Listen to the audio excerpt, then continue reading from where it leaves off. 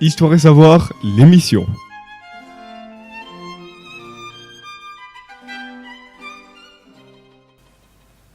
Bonjour à tous. Aujourd'hui dans notre émission, je vais vous parler des sauveurs de la patrie française. Jeanne d'Arc, Mazarin, Napoléon, Boulanger, Pétain, Clémenceau, De Gaulle, tous ces hommes avec un grand H ont quelque chose en commun. Ce sont des héros, des sauveurs de la patrie. Admirés, rejetés, controversés, haïs, tous ces noms se rapportent à des événements et à une certaine histoire de France qui ne laisse personne indifférent. Je vais vous parler de 3 d'entre eux, très connus mais également très mal connus. Certains décriés, peut-être à tort, pour certaines de leurs actions. Tout d'abord, la célèbre Jeanne d'Arc, celle qui, plus que quiconque, peut être considérée comme la femme la plus importante de l'histoire de France. Jeanne naît en 1412 à Domrémy, en Lorraine. Fille de modestes paysans, elle va bientôt se faire connaître grâce aux voix qu'elle prétend entendre. En effet, celle que l'on nomme aujourd'hui la Pucelle d'Orléans assure avoir entendu un message délivré par Saint Michel, Sainte Catherine et Sainte Marguerite. Voici le message. Il convient que tu mènes une autre vie, que tu accomplisses des actions merveilleuses. Car tu es celle que le roi du ciel a choisie pour être la réparation du royaume de France, l'aide de la protection du roi Charles, expulsé de sa seigneurie. Revêt un habit d'homme, en prenant les armes, tu seras chef de guerre. Toutes choses seront gouvernées par ton conseil. Telles sont les voix divines entendues par Jeanne. Elle se présente donc à l'automne 1428 à Orléans, où Anglais et Français se disputent la souveraineté du parti de la France occupée par l'armée anglaise. Le 23 février 1429, Jeanne arrive à Chinon, où réside le dauphin de France, Charles. Le futur roi et la paysanne discutent ensemble un long moment au château, avant que celle-ci ne l'envoie à Poitiers pour s'assurer qu'elle est bien une jeune fille vierge, comme elle le prétend, et non un homme travesti. Une fois ce détail réglé, Charles réclame à Jeanne que Jeanne produise un signe qui démontrerait qu'elle est bien l'envoyée de Dieu, ce à quoi Jeanne assurera que le signe viendra si la royauté lui donne la possibilité de lever le siège d'Orléans, maintenu par les Anglais. Charles prend le pari. C'est un coup de poker dans lequel le royaume de France a tout à y perdre. L'attaque d'Orléans sera minutieusement préparée, bien appuyée par une propagande assurant que Jeanne est l'envoyée de Dieu et qu'elle boutera les Anglais hors de France. Pour combattre, Jeanne a besoin d'armes personnelles. Elle récupère une vieille épée un peu rouillée, ainsi qu'un étendard religieux frappé du Jésus Maria et des fleurs de lys, emblème de la France royale. L'armée de Jeanne est prête. Avant les hostilités, Jeanne adresse la lettre suivante au roi d'Angleterre. Roi d'Angleterre, si vous n'abandonnez pas le royaume, je suis chef de guerre, et en quelques lieux que j'atteindrai vos gens en France, je les ferai en aller, qu'ils le veuillent ou non, et s'ils ne veulent obéir, je les ferai tous saucir. Je suis envoyé de Dieu, le roi du ciel, pour vous bouter hors de toute la France. La patrie anglaise refuse, c'est le combat qui commence. Dans la nuit du 30 avril 1429, Jeanne entre dans Orléans, triomphante. Le 8 mai, démoralisée, les envahisseurs se retirent. Le 18 juin, elle remporte une autre victoire écrasante à Patay. 11 jours plus tard, elle escorte le dauphin Charles vers Reims, où celui-ci sera sacré roi de France le 17 juillet. Mais l'enthousiasme que provoque Jeanne va vite retomber. Ses défaites à Paris, en septembre 1429, et à la Charité-sur-Loire, en décembre, puis à Compiègne, en mai 1430, débouchant sur la capture par les Bourguignons, provoque sa chute. Récupérée par les Anglais, la jeune Lorraine sera jugée et condamnée pour dons surnaturels qui n'émanent pas de Dieu mais du diable. Elle sera exécutée au bûcher le 30 mai 1431 à Rouen.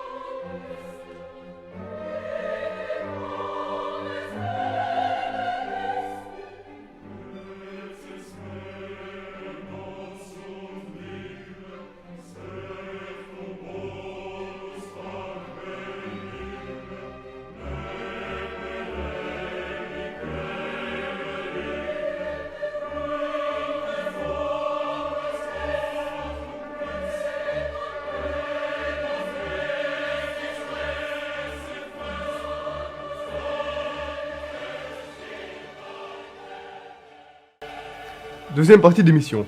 Intéressons-nous désormais à Georges Clémenceau. Au début de la guerre de 1914, l'homme est détesté, craint par tous, de l'Action française aux socialistes, en passant par les modérés. En 1915, il critique ouvertement Joffre en plaidant pour que l'armée soit commandée par un homme digne d'elle. 1916 passe et nous arrivons en 1917. La France traverse une crise politique, sociale et surtout militaire. La guerre s'enlise. Le président de la République, Raymond Poincaré, n'a d'autre choix que de nommer Clémenceau à la présidence du Conseil. Georges rafle également le ministère de la guerre. Il visite les tranchées tout en mettant les militaires au pas. Même les parlementaires sont mis au pas, et ces derniers n'osent pas renverser le gouvernement, car ils savent que Clémenceau redonne l'espoir au pays.